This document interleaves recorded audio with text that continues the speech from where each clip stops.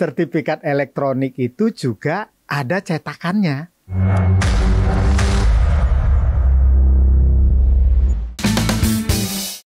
Sebenarnya buat apa sih kita pindah ke sertifikat elektronik? Yang pertama adalah kita menginginkan dokumen-dokumen kita itu lebih resilient lah terhadap bencana. Bencana tsunami yang sangat besar di Aceh. Oh iya Aceh. Dan pada saat itu dokumen-dokumen pertanahan itu habis. Oh. Dan kita harus mulai pendaftaran tanah dari nol. Oh gitu. Nah ini tidak hanya memakan biaya, tapi juga memakan waktu.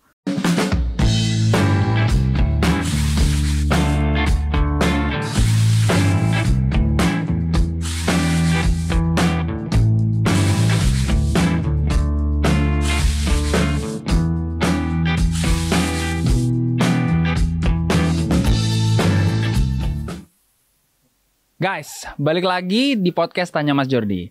Kali ini kita mau bahas sertifikat elektronik. Gue mau bahas sertifikat elektronik ini karena banyak banget yang masih skeptis. Ya kan? Di era digital ini, teknologi menjadi kehidupan sehari-hari kita. Contoh simpelnya aja, HP. Bangun tidur, ngecek HP. Mau makan, ngecek HP. Kerja, HP. Sampai mau tidur lagi, kita ngecek HP. Tapi kalau udah ngomongin sertifikat elektronik, ini kita udah jatuhnya ke gaya hidup. Kalau diterapin di kehidupan kita. Di sebelah gue udah ada narasumber, Kepala Pusat Data dan Informasi Kementerian ATR BPN, Pak Iketut Ari Sucaya. Welcome, Pak. Terima kasih Mas Jordi. Ya, gimana kabarnya, Pak? Baik. Kabar baik di sore hari yang mendung ini. Oke. Nih, Pak, kita kan mau ngobrolin soal sertifikat elektronik sertifikat elektronik, ya. Ini ada banyak banget pertanyaan di kepala aku. Ya. Tapi aku pertama tuh pengen ngobrolin sebenarnya buat apa sih kita pindah ke sertifikat elektronik? Oke. Buat apa kita pindah ke sertifikat elektronik? Betul. Jadi pertanyaannya tajam sekali ini. Terima kasih. Ya, terima kasih Mas Jordi. Jadi memang ada beberapa alasan yang mendasari kenapa kita berpindah ke sertifikat elektronik. Jadi yang prinsip dulu yang utama, yang pertama adalah kita menginginkan dokumen-dokumen kita itu lebih resilient lah terhadap bencana. Jadi kita tahu di tahun 2004 dulu, nah kita pernah mengalami bencana tsunami yang sangat besar di Aceh. Oh iya Aceh. Dan pada saat itu dokumen-dokumen pertanahan itu habis. Oh. Dan kita harus mulai pendaftaran tanah dari nol. Dari nol lagi? Dari nol. Jadi mulai dari ngukur lagi, kemudian mencari pemilik-pemilik tanah, bahkan yang sudah meninggal pun harus kita identifikasi, kemudian mencari waris-warisnya dan seterusnya. Oh gitu. Nah ini tidak hanya memakan biaya, tapi juga memakan waktu dan mengurangi kenyamanan ketika kita akan bertransaksi pertanahan. I see. Tuh. Kemudian kita tahu juga di beberapa kantor pertanahan itu sering terjadi kebakaran. Pernah terjadi kebakaran. Contoh di Cianjur misalnya, kemudian di Bali, di Sambas, di Klaten, dan terakhir ada di Brebes. Juga terbakar kantornya. Nah ini musnah, habis dokumen-dokumen kita. Nah tentu kita tidak mau terulang lagi. Kemudian kita tahu juga di beberapa kantor pertanahan itu karena kondisinya tidak bagus, nah itu ada dokumen-dokumen kita dimakan hewan pengerat lah, tikus, rayap. Okay. Nah, bahkan karena tikus itu adalah eneminya, musuhnya dari ular, ularnya ikut bersarang di ruangan kantor pertanahan. Nah ini bahaya sekali. Buat pegawai-pegawai ATR BPN ini tentunya sangat mengkhawatirkan. Itu yang pertama ya. Jadi kita menginginkan dokumen-dokumen itu lebih resilient ketika terjadi bencana. Yang kedua, kita ingin menekan fraud. Ya, fraud dalam pertanahan, dunia pertanahan itu seringkali terjadi. Misalnya tanda tangan dipalsukan.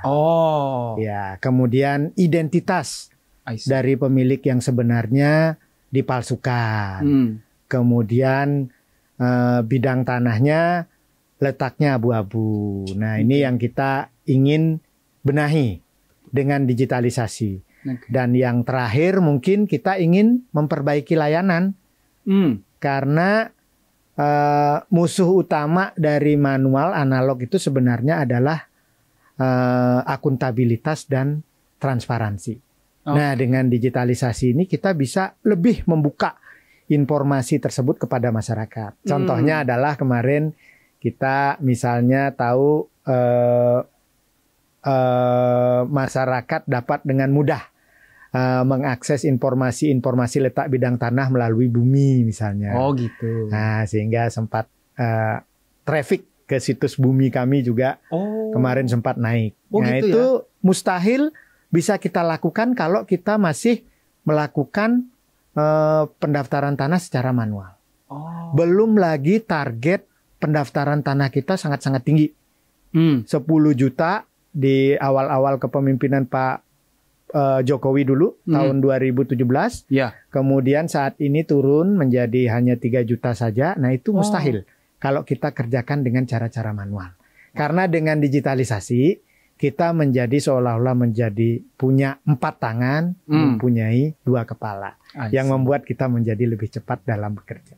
Demikian mungkin Mas Jordi. Oh, thank you so much. Ini aku mau nanya soal detail sertifikat elektronik. Ini emang isinya apa aja sih? Ya, sebenarnya sertifikat elektronik itu sama saja dengan sertifikat yang manual dulu. Yang fisik, ya. Ya. Bedanya adalah di sertifikat elektronik ini data-data digitalnya itu tersertifikasi. Oke. Ya, jadi kita sertifikat elektronik ini comply dengan ketentuan Undang-Undang nomor 11 tahun 2008 yang sudah dirubah menjadi Undang-Undang nomor 19 tahun 2016. Ya. Di mana sertifikatnya itu data elektroniknya itu memenuhi ketentuan satu, dia itu bisa dilakukan autentikasi. Yang kedua, dia itu utuh. Ya. Nah, mungkin ini perlu dielaborasi lagi. Ya, utuhnya maksudnya apa gimana maksudnya bisa diautentikasi dan utuh. Jadi diautentikasi maksudnya dari sebuah sertifikat elektronik itu kita benar-benar tahu siapa yang melakukan penandatangan. Oke. Kita bisa inspect tuh bahasanya Dengan sertifikatnya itu. Dengan cara misalnya kita buka di Sentuh Tanahku. Lalu dibuka di situ. Siapa yang menandatangani, kemudian kapan ditandatangani. Gitu. Atau dengan aplikasi lain yang dikeluarkan oleh BSSN. Nah, nanti informasinya itu pasti akan konsisten tuh antara yang di Sentuh Tanahku dengan yang dikeluarkan BSSN. Di sana kita bisa tahu siapa yang menandatangani, kapan ditandatangani, alasan penandatangannya seperti apa. Nah, itu aspek autentikasi. Autentikasinya. Nah, yang kedua, orang yang menandatangani sertifikat itu tidak lagi bisa menyangkal. Nah, ini istilah teknisnya non-repudiation. Jadi dia tidak bisa bilang, oh saya tidak pernah menandatangani dokumen itu. Oke.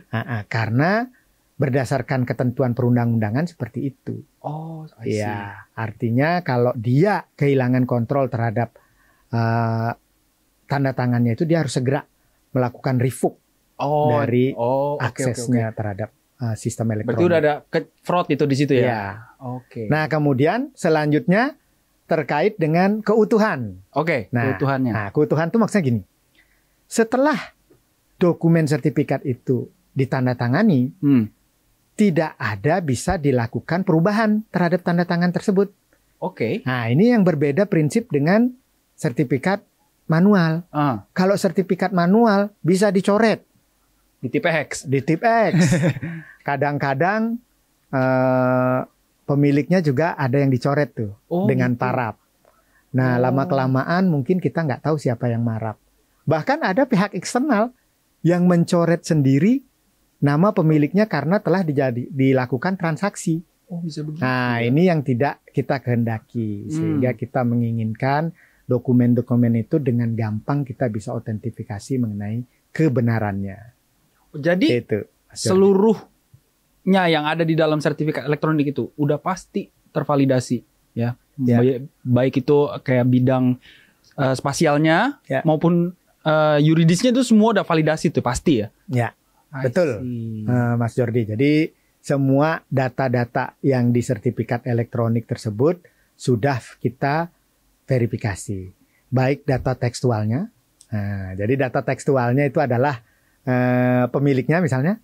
Nah, itu kita integrasikan dengan sistem elektronik Kementerian Dalam Negeri. Dalam hal ini untuk melakukan verifikasi WNI, warga negara Indonesia. Kemudian dengan badan hukum kita juga terintegrasi dengan AHU. Oke. Nah, kemudian bidang tanahnya, kalau sertifikat elektronik itu langsung bisa kita cek di sentuh tanahku. Oke. Di mana letak bidang tanahnya? Udah pasti akurat tuh. Sudah pasti akurat, dan nanti tanahnya Mas Jordi nggak akan tertukar dengan tanah mantannya Mas Jordi. Jadi buka kartu gini Pak. Ya, karena sudah koordinatnya sudah jelas ya di situ. Koordinatnya sudah jelas. Iya, Pak, ini sertifikat elektronik ini yakin aman emang, Pak? Oke, memang kita tahu banyak sekali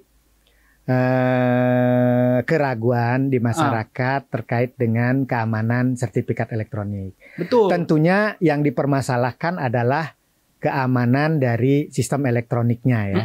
Jadi kalau tadi saya bilang sertifikat manual bisa terbakar. Sudah ada masalah tuh di Aceh misalnya musnah. Nah, ini tentu dari sertifikat elektronik lebih aman ya. Oke. Tapi kalau terkait dengan cyber security, nah ini mungkin yang sering menjadi keraguan dari masyarakat. Iya, betul. Karena beberapa kali misalnya kita lihat situs pemerintah misalnya diretas, seperti itu kan. Nah, kami sangat memahami keraguan masyarakat tersebut. Dan kita memandang bahwa cyber security itu adalah salah satu risiko dalam digitalisasi sektor pertanahan. Itu kita pahami betul ya. Dan kita sudah melakukan kendali-kendali tertentu untuk mengamankan sistem elektronik Kementerian Agraria dan Tata Ruang.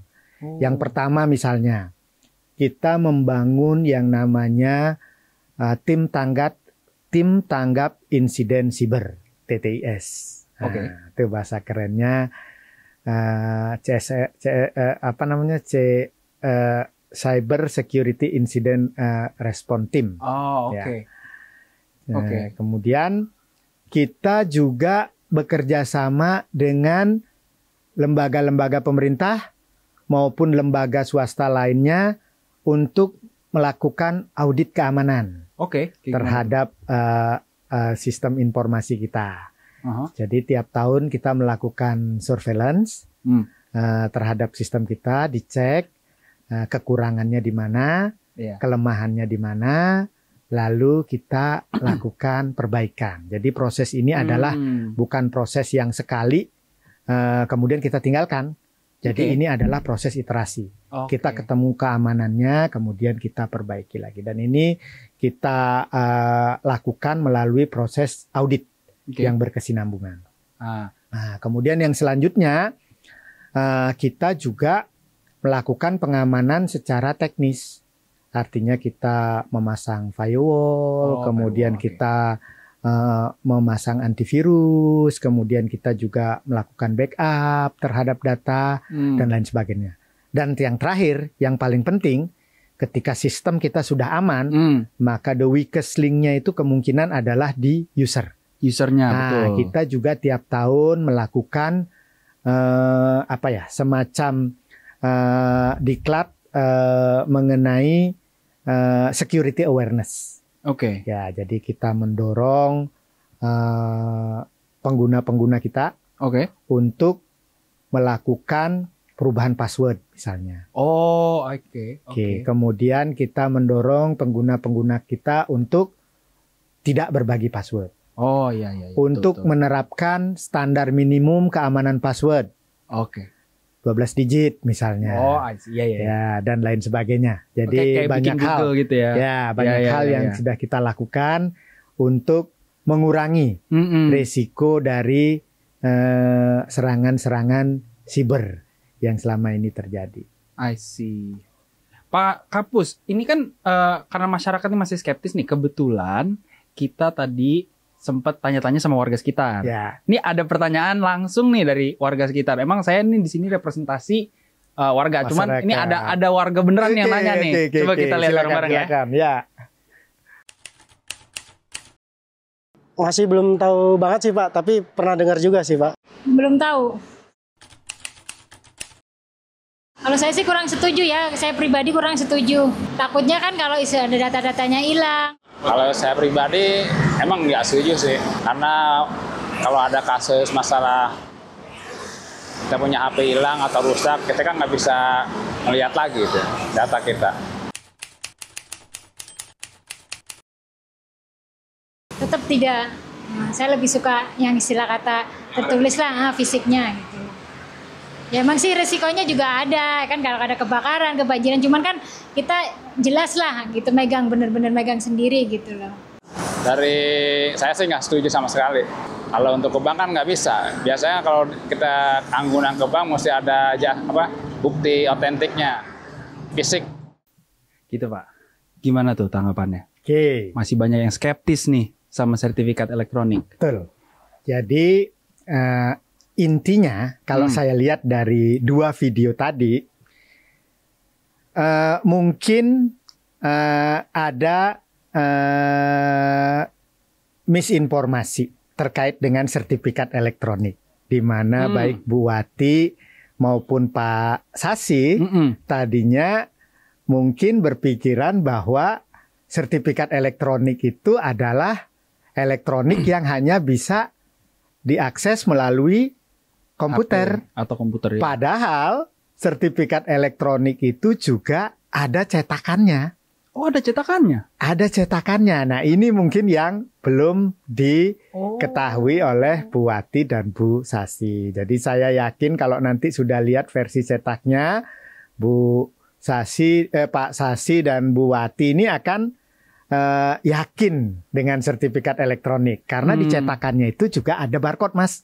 Oh, ada barcode-nya? Nah, ada QR code yang kalau kita baca dengan sentuh tanahku, nanti kita malah akan bisa memeriksa data-data yang tersimpan di Kementerian ATR BPN terkait dengan sertifikat tersebut. Oh gitu. Lokasinya di mana bisa diketahui. Kapan ditandatangani? Oh, sampai kapannya? Bisa ketahuan. Wow. Apakah ada perubahan apa enggak? Perubahan ilegal maksudnya terhadap dokumen tersebut. Bisa diketahui semua. Oh. Jadi kertasnya yang untuk mencetak itu juga bukan sembarang kertas. Oh gitu. Tapi secure paper. Apa Yang tuh? telah memiliki fitur-fitur security tertentu. Seperti? Misalnya green fluorescent. Kalau di center dengan sinar ultraviolet, nanti dia akan keluar warna hijau. Oke, film detektif gitu dong. Kemudian Keren warna coklatnya yang di sertifikat elektronik itu, yang dicetakannya itu bukan sekedar warna. Tapi kalau kita lihat dengan kaca pembesar, itu nanti membentuk tulisan tertentu. Oh gitu. Nah, fitur ini kita sebut dengan microtext. Microtext. Oke. Dan yang terakhir ada fitur keamanan lagi yang disebut dengan watermark. Jadi kalau kita tambahkan filter tertentu kayak screen tertentu, kemudian kita lihat di sertifikat elektroniknya, itu juga nanti akan muncul tulisan-tulisan tertentu. Oh gitu. Nah, kemudian Pak Sasi tadi juga menanyakan apakah nanti bisa diterima oleh bank. Nah, sampai saat ini sertifikat elektronik sudah banyak juga yang dipasang hak tanggungan. Oh gitu. Nanti banknya akan pegang juga sertifikatnya yang cetakan tersebut, dipegang juga oleh bank, secure paper tersebut. Oh gitu. Jadi sebenarnya yang dirasakan oleh masyarakat dengan sertifikat elektronik ini hanya perubahan format saja. Oh gitu. Ya, dari yang dulu sertifikatnya banyak, berlembar-lembar, sekarang satu lembar tapi kaya informasi. Dan kita sudah punya pengalaman dari tahun 60 dulu, sertifikatnya ditulis tangan manual. Tahun 80, 20 tahun kemudian berubah format menjadi diketik.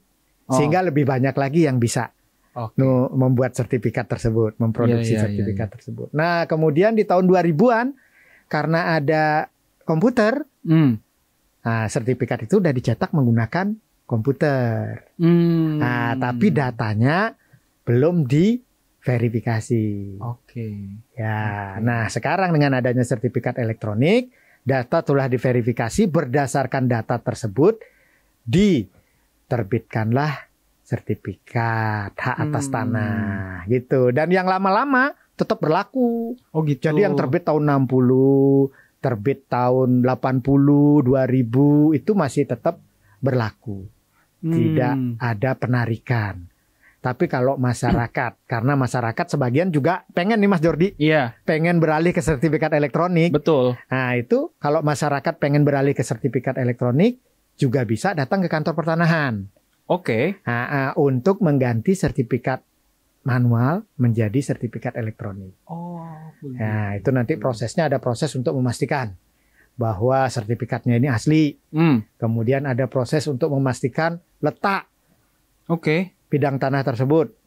Ada proses untuk memastikan bahwa bidang tanah tersebut tidak tumpang tindih sebelum dikeluarkan sertifikat elektronik. I see. Itu.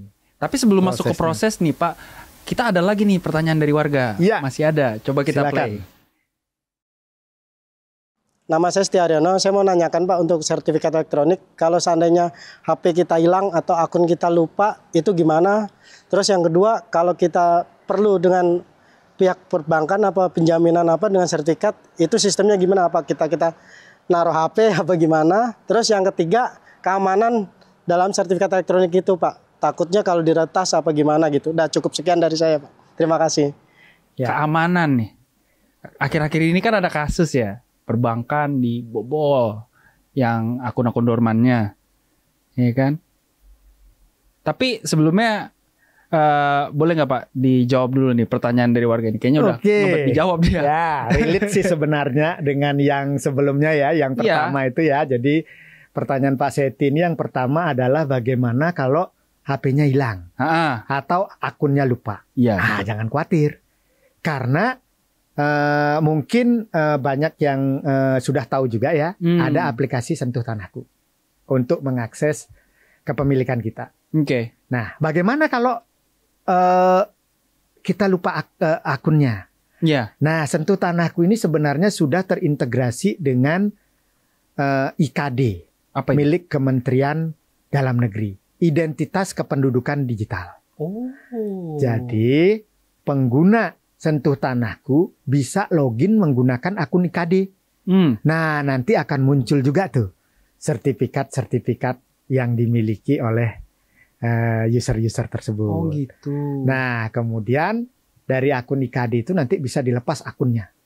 Dilepas gimana maksudnya? Nah, kan kita lupa nih. Mas Seti tadi kan lupa. Lupa Dia nggak bisa password. login. Dia login dari IKD, menggunakan akun IKD, kemudian hapus akun yang lama.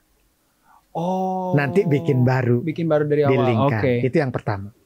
Yang kedua, kalau lupa akun bisa juga pakai fitur lupa password. Oh. Ya, kalau masih ingat tuh sebenarnya email yang dipakai untuk mendaftar apa, Iya, betul, tinggal lupa passwordnya aja, nanti bisa direset. Iya. Jadi ada dua cara untuk mengklaim kembali, untuk melihat kembali sertifikat-sertifikat kita apabila kita lupa username passwordnya. Nah, yang kedua, kalau mau ditanggungkan nggak perlu ngasih HP ke bank ya, ini terlalu mahal ya, karena tadi juga sudah saya jelaskan, sertifikat elektronik itu bisa dicetak. Iya. Nah, nanti cetakannya itulah yang dipegang oleh bank. Tapi nyetak siapa? BPN. Dari BPN, oh nyetak gitu. Sertifikatnya itu nanti diserahkan kepada nggak bisa kita sembarang layanan. cetak aja gitu? Untuk official copy kita nggak bisa sembarang cetak. Karena kertasnya itu adalah kertas khusus. Secure paper. Nah, ini balik lagi ke keamanan nih, ya kan? Tadi saya sempat bilang ada yang namanya kasus akun-akun dorman di perbankan gitu kan, itu diretas, kan dihack gitu kan, duitnya diambilin semua. Nah, kok BPN bisa pede nggak dihack? Oke, saya sebelum menjawab itu saya boleh bertanya dulu nggak ke Mas Jordi ini, yang mewakili anak muda Gen Z ya? Aduh. Kok jadi Mas Jordi berarti sekarang nggak punya akun bank ya? Punya dong. Punya. Nggak takut tuh nanti akunnya dorman terus diambil? Ya, kalau saya sih belanja terus jadi nggak dorman. Akunnya nggak dorman ya? Kalau dihack ya tetap takut, Pak. Ya, dihack tetap takut, tapi juga belum pernah dihack, gitu kan? Belum. Ya, oke. Jadi memang digitalisasi ini sekarang sudah merambah semua sektor ya, nggak hanya pertanahan, nggak hanya perbankan. Jadi sistem kami di BPN itu sudah terintegrasi dengan elektronik juga. Untuk membayar kita pakai sistem DebQU, Simponi namanya. Kemudian untuk memastikan individu-individu WNI, kita pakai sistemnya dari Dukcapil. Nah, kemudian untuk verifikasi perpajakan, kita juga host to host dengan Pemda. Nah, jadi udah nggak mungkin juga kita keluar dari sistem-sistem elektronik itu. Sehingga yang perlu kita lakukan adalah memperkuat sebenarnya. Nah, terkait dengan tadi keamanan terhadap sertifikat elektronik ini, sebenarnya yang pertama tanahnya itu kita kuasain. Itu yang pertama.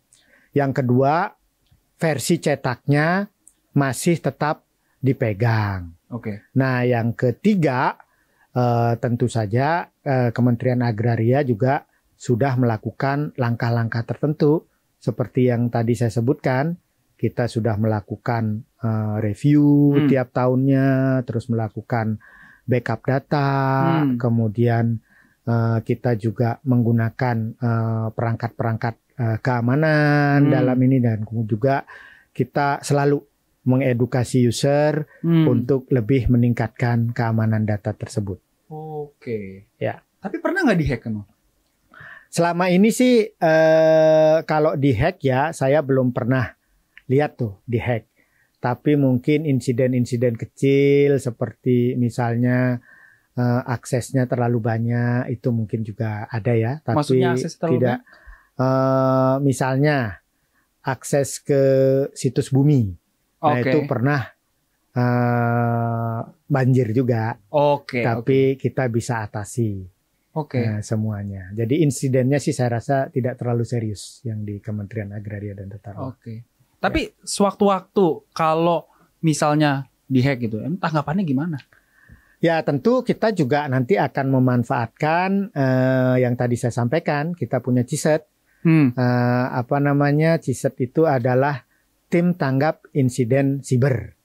Nah, jadi kita punya di Kementerian ATR BPN, dan kita juga nanti akan bekerja sama dengan CISET nasional yang digawangi oleh Badan Siber dan Sandi Nasional untuk melakukan identifikasi, untuk melakukan pemulihan dan lain sebagainya terkait dengan insiden-insiden tersebut. Pak, ini kita ngomongin soal culture shock. Ya. Jadi kan skeptisisme ini datangnya dari culture shock ini kan. Karena ini sebuah perubahan, Pak. Ini kita nggak cuma ngubah dari fisik ke digital gitu kan. Ini perubahan dari gaya hidup. Ya kan, yang awalnya orang harus datang jam 5 pagi ke kantor pertanahan buat ngurus tanah. Sekarang dari kasur aja bisa. Ya kan? Tapi kan proses perubahan inilah yang bikin culture shock tersebut. Ya kan? Nah, ini cara BPN nanggapin culture shock ini gimana? Ya, memang cara kita istilahnya menyesuaikan dengan perubahan ini adalah kita tidak, sebenarnya perubahannya juga tidak serta-merta ya. Jadi tadi udah kita sampaikan juga, walaupun elektronik tapi masih ada yang fisik, betul. Saya pernah juga berdiskusi dengan teman-teman pertanahan di Australia misalnya. Mereka butuh waktu 11 tahun untuk memulai dari digital menjadi benar-benar paperless. 11 tahun. 11 tahun dari tahun 2011 sampai tahun 2022 mereka baru full digital. Nah, kita pun sama. Bahkan kita mungkin butuh waktu yang lebih lama lagi. Tapi pada saat nanti masyarakat sudah siap, itu kitanya juga sudah siap. How soon we talk? Ya, jadi jangan sampai masyarakat sudah ingin berubah, tapi kementerian masih belum siap. Nah, ini yang tapi kita how soon we talking? Kalau saya lihat timelinenya, tadi saya sampaikan 60, 80, kemudian 80 ke 2000, 2000 ke 2020 baru sertifikat elektronik mungkin sekitar 20 tahun lagi atau lebih. Kita tidak akan paksakan kesiapan itu, tapi kita ingin meraih kepercayaan dari masyarakat terlebih dahulu, nanti kita pelan-pelan bisa. Jadi emang bukan generasi kita sekarang yang menikmati ya, tapi lebih pada generasi ke depan nanti kan. Generasi kita sekarang juga sudah menikmati. Artinya gini, untuk sertifikat elektronik, Mas Jordi ya, pada saat kita melakukan pengecekan, kalau mau bikin AJB itu kan pasti ngecek sertifikat dulu tuh. Betul. Nah, itu hasil pengecekannya itu bisa keluar serta-merta. Langsung. Nah, inilah kemudahan real yang sebenarnya dinikmati melalui proses layanan. Jadi kenikmatannya itu bukan karena kita nggak bawa papernya ya, enggak.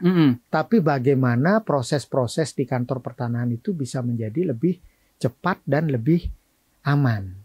Berarti itu memudahkan. Ya? Memudahkan, kemudahannya yang kita kejar dengan sertifikat elektronik.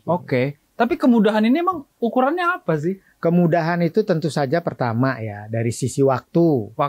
Nah, itu harus lebih cepat. Kemudian dari segi akses. Betul. Nah, ini akses jangan sampai semua informasi itu kalau mau diakses harus melalui tatap muka. Nah, itu tidak cocok dengan perkembangan sekarang. Jadi memang beberapa informasi itu harus bisa diakses secara melalui browser, melalui aplikasi-aplikasi elektronik. Lebih praktis dan sebagainya. Lebih praktis. Betul. Jadi sambil ngopi gitu kan, baru bangun, mau cek sertifikat bisa. Ada yang mau jual sertifikat misalnya nih, Mas Jordi mau beli sertifikat, mungkin bisa coba dong lihat dulu di Sentuh Tanahku. Yang benar Pak, masa segampang itu cuma ngecek, cuma scan doang gitu langsung kelihatan? Boleh dicoba Mas. Serius? Pakai Sentuh Tanahku. Coba ya kita buka ya. Nih Sentuh Tanahku. Coba tampilin. Ada scan dokumen tuh. Nih kita scan dokumen. Ya, ini saya punya QR code. Oke, silakan di-scan. Blank ya. Ini memang ada consent security di aplikasi kita, jadi tidak boleh di screenshot maupun di share screen. Mas Jordi saya izinkan untuk di-shoot tampilannya. Nggak apa-apa? Nggak apa-apa bener Pak ya? Nggak apa-apa, ya silakan. Ini biar teman-teman juga tahu ya. Ini terima kasih nih Pak Kapus sudah ngizinin saya. Nih, kita lihat nih. Ini ada sertifikat elektronik bentuknya kayak gini guys. Terus ya nih, ini ada kertasnya nih. Ini yang kayak gini bisa dicetak nih Pak. Nah itu dicetak yang resminya oleh BPS. Jadi bentuknya kayak gini. Sebelah kirinya itu Mas ada tombol perisai. Nah itu coba diklik. Nah itu ada keterangan siapa yang nanda tanganin, kapan ditanda tanganin, dan ada validitas. Gitu. Nah itu tuh harus centang hijau tuh. Harus centang hijau ini. Iya, nggak boleh centang tanda silang merah. Otoritas Badan Siber dan Sandi Negara, bener guys. Itu yang mengeluarkan tanda tangan elektroniknya. Sebelah kanan dari itu, nah itu ada pin peta. Nah, kalau diklik, nah itu akan menunjukkan letak bidang tanahnya. Jadi di sertifikat elektronik ini tidak ada surat nyari tanah. Oke. Wah ini keren juga sih. Ya walaupun nanti penonton juga di blur juga ya guys, karena ini kan ada data sensitif. Jadi tapi kita tahu nih ternyata bisa kayak gini. Ini keren banget Pak. Ini keren banget. Ya. Itu sebenarnya bisa kalau Mas Jordi pengen mau ke tanah saya itu lewat mana tuh? Bisa tuh. Oh gitu. Coba masuk ke peta lagi. Google Maps. Ya. Nyambung gitu Pak. Nah itu ada tanda arah tuh. Oh ini. Ya. Weh. Bisa langsung guys. Langsung ke Google Maps. Itu bisa terintegrasi. Silakan langsung dipencet direction. Berapa lama menuju lokasi? Wah 1 jam setengah. 1 jam setengah. Berarti nggak macet. Nggak bakal nyasar juga ke. Ini bener kata Pak Kapus tadi, nggak bakal nyasar ke rumah mantan guys. Oke. Wah ini Keren banget sih bisa begini. Sorry ini udah di close. Oke. Tapi ini susah nggak sih Pak bikinnya? Jadi ke sertifikat elektronik nih? Pertama ya, untuk bikin akun Sentuh Tanahku itu gampang sekali. Oke. Tidak harus datang ke BPN. Ya kan tadi kita udah buka. Untuk verifikasinya Ya. itu nanti pakai pengenalan wajah. Ya, oke. Kemudian ya, masukkan nomor KTP kalau memang cocok antara wajah dengan data di KTP itu nanti sudah langsung aktif akun Sentuh Tanahkunya. Nah, kemudian untuk ngurus menjadi sertifikat elektronik ini bisa 2 cara. Oke. Kalau Mas Jordi jual beli itu nanti hasilnya udah langsung sertifikat elektronik. I see. Tapi kalau nggak ada proses apa-apa atau mungkin sertifikatnya di rumah disimpan kemudian dimakan rayap tinggal setengah. Nah ini bisa pakai ganti belangko. Jadi ngurusnya itu ke BPN nanti bayarnya 200.000. Oh gitu, ada Ya, biaya sedikit ya? Ada biaya sedikit. Biayanya itu ke negara. Istilahnya PNBP. Iya. Penerimaan negara bukan pajak. Tuh. Iya. Ini kalau misalnya nih, kita contoh aja ya. Misalnya saya bikin sertifikat elektronik ini di Jakarta Selatan. Berarti ini saya ngurusnya juga harus ke kantor Jakarta Selatan atau dari mana aja bisa? Betul. Jadi kalau sertifikatnya Mas Dordi di Jakarta Selatan, ngurusnya harus di Jakarta Selatan. Oh. Kalau sertifikatnya di Jakarta Pusat, ngurusnya harus di Jakarta Pusat. Oh gitu. Karena apa? Karena dokumen-dokumen analognya, masternya ada itu di situ. ada di kantor itu. Ya. Nah inilah memang nanti kalau semuanya udah digital, mungkin udah nggak perlu gitu lagi. sertifikat udah nggak perlu tergantung kantor lagi, bisa di mana saja. Oke, ini sih yang ditunggu-tunggu ya. Nah terus sertifikat lamanya gimana? Masih berlaku nggak kalau kayak gitu? Ya, sertifikat lama itu nanti kan sudah ditukar dengan sertifikat yang cetakan yang sertifikat elektronik itu. Nah, jadi Mas Jordi nggak boleh pegang 2 sertifikat tuh. Oh, sertifikat ganda jadi dong. Jadi yang satu nanti disangka ganda nanti kalau sertifikat 2 dipegang. Nah, istilahnya kita nanti ditukar lah. Yang sertifikat lama diserahkan ke BPN, BPN ngasih sertifikat baru warna coklat. Nah, sebelum menerima sertifikat itu Mas nanti jangan lupa scan dengan Sentuh Tanahku. Pastikan semuanya sama dengan versi digitalnya. Iya tadi ya cara ngeceknya. Cara ngecek. Oke. Terus kalau orang-orang yang baru pendaftaran tanah pertama kali nih, ya kan PTSL gitu kan, itu mereka setelah dilakukan proses PTSL, pas keluar sertifikatnya itu langsung sertifikat elektronik apa mereka punya pilihan buat ke fisik dulu kan? Masih banyak yang skeptis juga kan? Ya. Untuk proses-proses yang ke BPN itu keluarnya sekarang selalu sertifikat elektronik. Oh, nggak ada pilihannya? Karena kita sudah tidak lagi punya belangko sertifikat analog. Oh. Ya, yang kedua juga kita tidak bisa memelihara 2 sistem. Jadi memang sistemnya sekarang semuanya elektronik. Nah, kalau yang balik nama? Sama. Warisan Ya, balik nama, waris. Itu keluar dari PPN semuanya elektronik. Nah terakhir nih Pak, kalau yang masih sengketa gimana tuh? Nah, untuk yang sengketa, nah ini memang tidak dikeluarkan sertifikat versi baru, edisi baru. Ya, jadi masih diberikan kesempatan kepada para pihak untuk menyelesaikan sengketanya dulu. Nah, ketika nanti sengketanya sudah selesai, kalau mau dipindah ke sertifikat elektronik, nah itu kita persilakan melalui proses ganti belangko tersebut. Tapi emang udah berapa sih yang tersertifikatin maksudnya tersertifikat elektronik gitu ya? Seluruh Indonesia. Seluruh Indonesia. Jadi seluruh Indonesia kita itu punya 97 juta sertifikat. 97 juta ya. Yang sudah elektronik itu 6 juta. 6 juta. Tapi sekedar ini aja gambaran saja. Sebenarnya dokumen elektronik yang dikeluarkan oleh BPN tidak hanya sertifikat elektronik, tapi juga hak tanggungan. Oh ya. Nah itu sejak tahun 2019 sudah berjalan. Kemudian juga dokumen informasi pertanahan. Nah ini jumlahnya sangat-sangat banyak, 17 juta yang sudah dikeluarkan dalam format elektronik.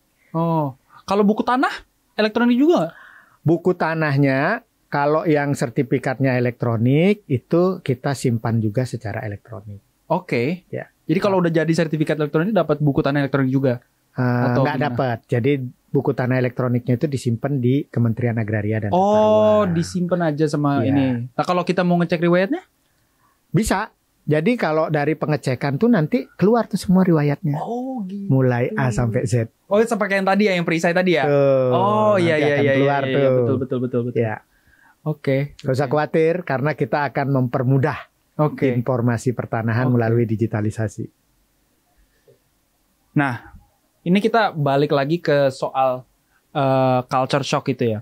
Tapi kan nggak cuman dari perubahan lifestyle, ada juga isu tentang aksesibilitas nih, Pak. Jadi gimana di daerah-daerah yang pelosok-pelosok tuh, yang susah internet sinyal aja susah itu gimana tuh komunikasinya, gimana sosialisasinya sama mereka buat sertifikat elektronik ini? Oke. Untuk daerah-daerah yang pelosok, memang kita tertolongnya karena masih memberikan juga cetakan ya sertifikat itu. Tapi memang di Indonesia ini sekarang hampir di semua daerah itu sudah ada jaringan komunikasi, terutama setelah ada Starlink misalnya. Nah, semuanya bisa ngakses tuh sebenarnya. Tinggal bagaimana masyarakat itu bisa memperoleh layanan-layanan sinyal-sinyal gratis itu kepada supaya bisa lebih lancar lah dalam beraktivitas, karena rasanya sekarang hampir semua aktivitas kita pasti bersentuhan dengan digital ya. Jadi kalau dulu ada sandang, pangan, papan, sekarang tambah lagi satu wifi. Wifi. Sandang, pangan, papan, wifi. Iya. Wife juga nggak Pak? Wife. Aduh. Pak, tadi Bapak sempat nyebutin sistem pertanahan di Australia. Ya. Ya kan? Ini saya agak kepo nih. Ya. Kalau di negara lain tuh kayak gimana sih emang bentuknya? Ya, di negara lain itu memang ada yang memberikan sertifikat kepada warganya, ada yang tidak. Oh gitu. Jadi di dunia ini ada dua sistem pendaftaran. Yang pertama dikenal dengan deed registration. Apa? Nah, Sorry? deed registration. Deed registration. Deed registration. Jadi Iya, ini aktenya itu didaftar aja ke kantor pertanahan. Oke. Tapi kantor pertanahannya tidak mengeluarkan sertifikat. Lah terus mereka megang apa? Jadi mereka hanya mereka tidak pegang sertifikat. Mereka kalau mau ngecek kepemilikan itu ke BPN. Oh, BPN Ke di sana public ya. sebagai public repository. Oh gitu. Nah, kemudian ini negara-negara seperti Belanda, ini mereka tidak mengeluarkan sertifikat. Oke. Amerika tidak mengeluarkan sertifikat. I see. Nah, kemudian ada negara yang menggunakan konsep title registration. Nah, ini mengeluarkan sertifikat.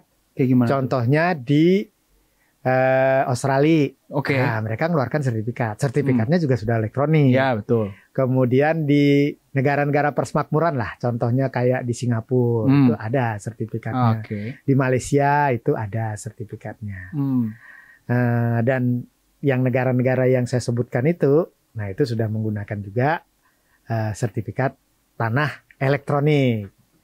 Nah, tinggal negara mungkin kayak yang lain ya, mungkin kayak Laos, mungkin itu yang di Asia Tenggara yang masih manual, tapi memang kita belum pernah berkunjung ke sana. Oh gitu. Oke. Tapi Indonesia nih harapannya ke arah mana nih? Oke. Apa ke yang nggak sertifikat sama sekali atau full sertifikat elektronik? Ya, kita memang arahnya nanti akan ke sertifikat elektronik, bukan menghilangkan sertifikat tersebut. Jadi nanti ke depannya kita harapkan seluruh sertifikatnya itu sudah kita alih mediakan menjadi sertifikat elektronik, dan kita berharap layanan-layanan pertanahan kita nanti akan menjadi jauh lebih bagus. Oke.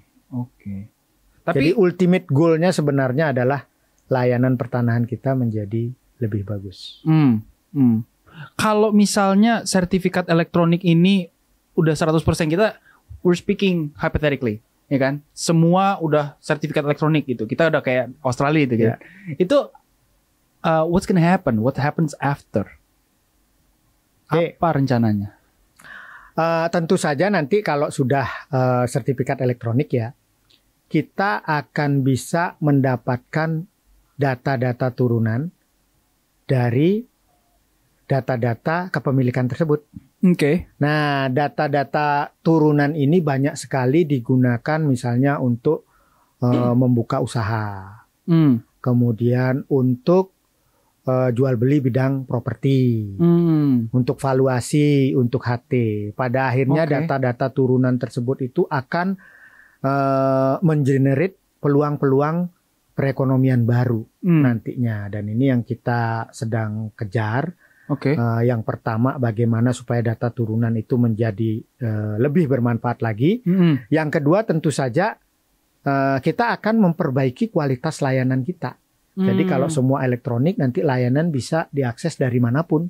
Seperti tadi Mas Jordi sampaikan, kalau mau sekarang tuh kalau mau HT itu nggak perlu datang ke kantornya langsung. Iya. Sekarang kalau mau HT cukup dari kantor bank masing-masing. Oh gitu. Nah, kita harapkan juga nanti untuk jual beli itu juga kita ingin mengurangi lah tatap muka antara pengguna layanan dengan penyedia layanan.